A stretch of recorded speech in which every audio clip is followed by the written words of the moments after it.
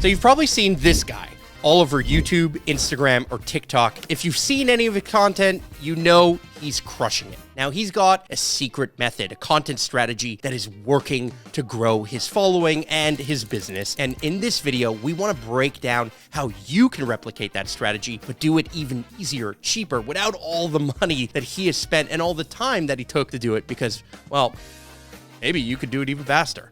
So let's dive in. My name is Marc Angelo and I'm a digital storyteller, entrepreneur, and creative who has made thousands of pieces of content online viewed by millions all over the world. But the one thing I have always been passionate about is helping people like you create great video content. That's why I partnered up with Cinemaker to create the Director Studio Show, a video podcast that brings you behind the scenes on the how-tos of creating a multi-camera show for entrepreneurs, creators, podcasters, and marketing experts who dream of creating simple, effective, and scalable video content. So let's dive in.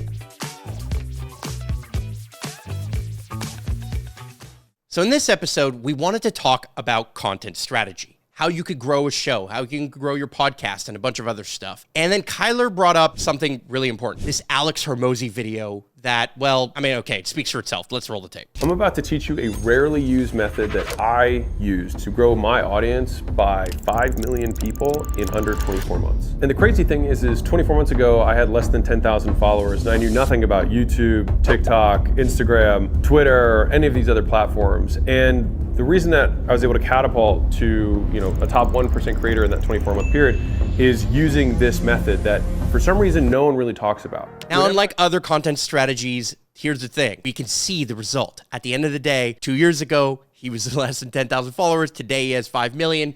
That's amazing. Now, here's the thing. Kyler dove in to the actual strategy that he was using. And Kyler, why don't you talk to us about the video that you saw that was behind this short video? In this video, he dove into his content strategy on how he grew to 5 million plus followers across all of his social media channels. But there was a real problem in the strategy. And I'll quickly summarize it for you so you don't have to watch the full webinar, the full video. But he first sends out tweets as they come. His tweets is his ideas, right? And he uses Twitter as a testing ground for his ideas. What he then does is use the performing tweets as content for his long format show, right? His podcast, The Game, and his YouTube channel. And then his team will edit up all the clips that he films from the YouTube and podcast into shorts. And then the shorts, right, which are TikTok, IG Reels, and YouTube Shorts. And he also makes, carousels on LinkedIn and Facebook and all that kind of stuff. But then he takes the information to think of more ideas and then goes back into that cycle. So that's a very quick summary, and he goes in more detail of every little step that you can do. But there's a real problem that I saw, and Mark would agree with this strategy, was that he's not editing himself. He sits on his couch, he films it, and a huge team does all the magic for him. Edits the content, creates the thumbnails, creates the description, distributes that content. He has an entire team, an entire agency that he's built from acquisition.com to actually create 70 plus pieces of content and spending millions and millions of dollars a month to execute on that strategy. And so although it worked for him, and I do think it is an excellent strategy to implement, 99% of us don't have millions of dollars to spend on our content, right? That is our goal. We're going to get there one day. I know we will. We'll help you make it happen. As of right now, we don't have that kind of money. So how can we use this strategy that's worked, but actually scale it down to a model that we actually can accomplish? A model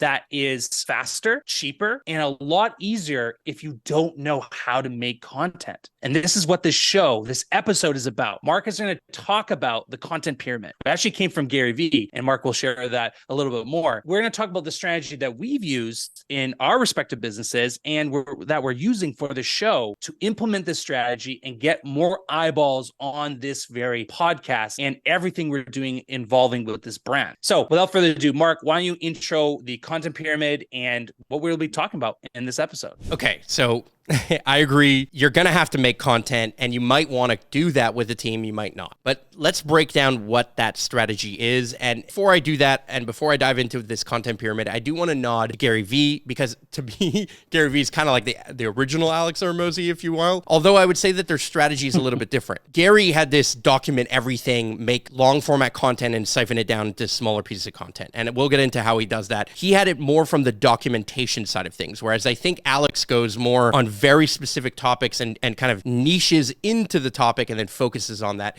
which Gary Vee does too, but Alex does it a little bit different. So how does this work? And what is this content pyramid that I've been talking about? Okay, so let's dive in. So the content pyramid is a model, and it's kind of based off of the idea that you're making what we call pillar content, right? You're taking a show, an idea, and you're sitting down, and instead of trying to figure out how you can make viral videos, how you can make viral clips and reels, and all the things that you probably know Alex for, right? Not everyone necessarily watches his podcast. Not everyone's been to his webinar. You make that content later, but you're not necessarily a genius that's going to know what everyone wants to pay attention to. What you know is what ideas you want to talk about, and you probably want to talk about them in a long format way. So what does long format mean? Anything that you're documenting. Gary Vee, right? Making vlogs and just showing his day-to-day. Or you're making a video podcast like this one, a show like this one, where you're talking about a topic and you're staying in your vertical, in your niche. You're talking about what it is to create video content online and how you spread that video content, like this show does, as an example. And then you publish that content as a long format show. So that's the step one of the content pyramid, making that long format piece of content. So what does that look like, right? Well, you make and record that show. Now, most people record by sitting down in a studio, probably hiring a bunch of videographers with multiple cameras and being able to switch from camera to camera to camera. And you make that show into something as interesting and as engaging as possible, right?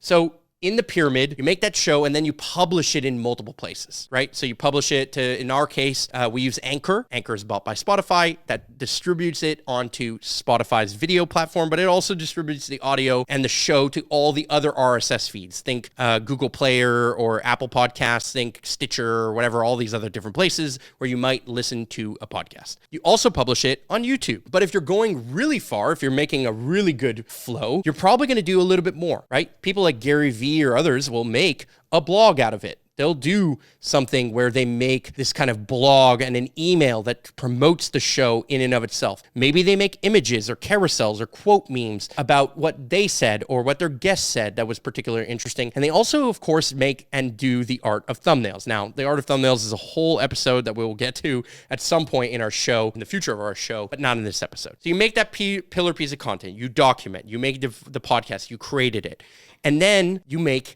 smaller pieces of content from that.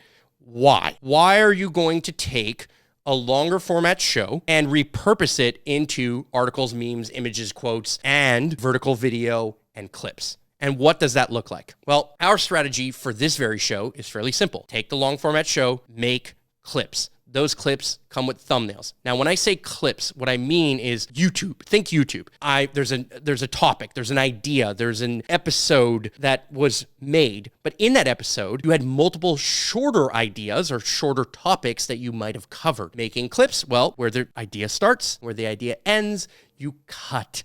You make a cut and you make a separate thumbnail with a separate title and potentially a separate write-up and a separate email based specifically on that clip. And then you make reels, vertical videos, something short, easy to consume, something that is easy to discover, particularly on the algorithms of things like TikTok and other places, right? Particularly on the algorithms where discoverability is very high because of the way you swipe through these different pieces of content, right? So I want you to think about what successfully does this right here and right now, right?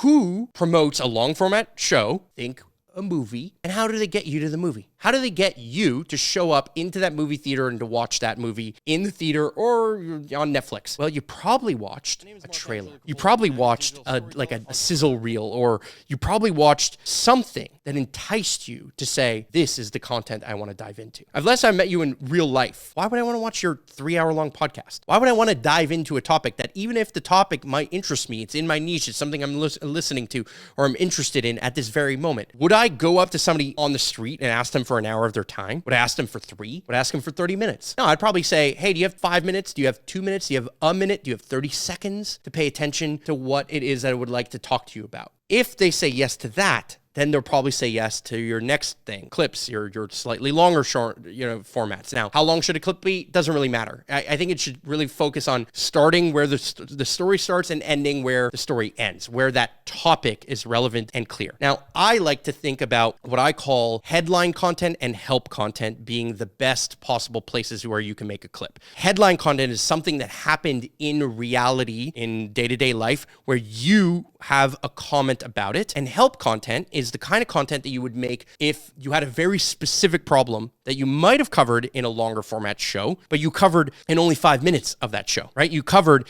in only one small segment of that show. So making clips that are relevant and easier to consume becomes a powerful strategy that allows you and allows people like Alex and Gary Vee to make 30 plus pieces of content, if not more, from any one episode. Now, here I gave you an example of how you would make 31 pieces of content, total content created. Long format show, published in multiple places, emails, blogs, quote memes, a bunch of stuff. Shorter clips, all done here. But there's nobody limiting you to only doing 3 clips and 3 reels. You could do 10 reels per episode. And then you take that content and you distribute it across all social media platforms. So what does that look like? Well, that looks like LinkedIn. That looks like Instagram. That looks like Spotify, TikTok, Apple Podcasts, YouTube, whatever. Point here is that you can't just take any piece of content and put it on any single platform. You want to contextualize the content. You want to understand that different social media platforms have different ways of consuming. So obviously on TikTok, it's vertical video. Now, what works really well is adding captions, adding flashy animations, adding cuts that are very fast, removing, dead air or ums and uhs when you're thinking in your podcast that would have stayed in the long format pillar piece of content, but don't make the final cut of your TikTok video or your reel or your short. So context matters. Think about LinkedIn. LinkedIn context matters, where you probably went to LinkedIn for something career-based or business-based, right? You probably don't want to listen to a YouTube, video that's kind of related to comedy. You go to YouTube for that because that's where the context of comedy would live. Because every platform has a different way of communicating, and it's almost like a different medium. And that sometimes the medium is the message. Where you're listening kind of dictates what kind of content and what format that content would take and how long that content might be. So the medium is the message. That being said, here's the problem that I see. Alex has a great strategy. His strategy works in a very powerful way. You can make all of this content. But what we didn't cover is how expensive this might be, right? What we didn't cover is that doing something like this, hitting record with multiple DSLRs, kind of like I have, traditionally would be very, very expensive. So let's go through the content pyramid and talk a little bit about that, right? Talk a little bit about something of this nature. If I were to go to the content pyramid, I'm going to look here at the long format video. The one thing that I want you to understand is that the long format video probably costs quite a bit of money. You may or may not have the cameras. If you do, power to you, but they cost you a lot of money. If you don't, then you have to go somewhere or hire someone who does. Hitting record on a multi-camera episode and doing that is probably going to cost you a minimum $500 an episode, okay? So that you can get all of this content. Now, you want multiple thumbnails? Add some money. Thumbnails are probably $10 each minimum. I mean, fine. If you're hiring India, maybe you can get it for $5. Hiring somebody really good, you'll pay $25. Getting a blog, sure, you can use ChatGPT, you can do certain things, but having somebody write it or you writing it, fairly expensive. Writing an email, same thing. Making quote images or memes or carousels, same thing. I mean, an episode like this can easily cost you between $500 to $1,000. And if you're doing it with high-end quality cameras and a bunch of other stuff like that, that's an easy $1,000 per episode. So extrapolate that. Alex's pillar content at a minimum costs $1,000 to create. Then you're going to chop it into all these different reels, right? You're going to go into the clips and the reels. Well, each clip is probably at least $100. I mean, at least somebody's going to take,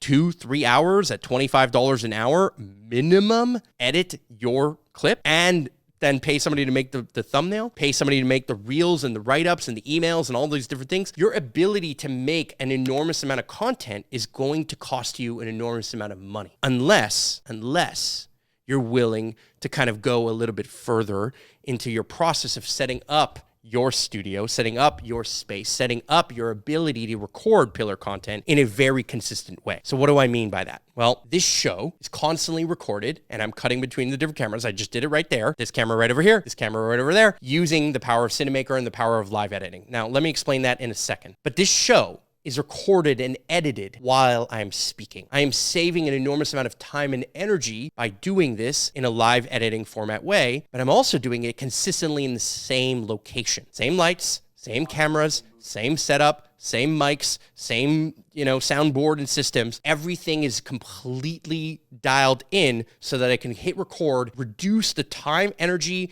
and money that it takes for me to make this very show to begin with. Enter Cinemaker, enter live editing, enter my ability to cut from this camera, over here to the screen share to, Kyler, who's here, who's helping produce the show.